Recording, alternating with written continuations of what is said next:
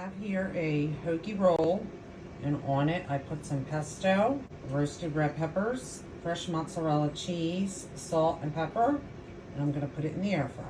Here it is done. I air fried this for 3 minutes at 350 degrees. It made the mozzarella a little bit gooey and heated up my bread a little bit, and the pesto looks delish. So I'm gonna fold it in half like a sandwich and cut it. I'll be back to show you.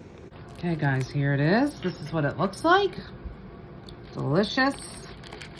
Yum. Gooey mozzarella. The bread is a little bit crisp. And I'm going in for a bite.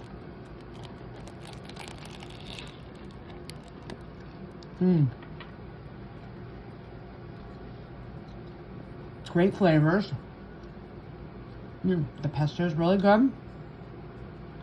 You can't beat fresh mozzarella cheese. A slice of tomato would be great on here. It doesn't need it though. The peppers I used were in water in a jar, and I dried them really well. And I used a little salt and a little pepper. Cheers guys. Try this one. It's really good.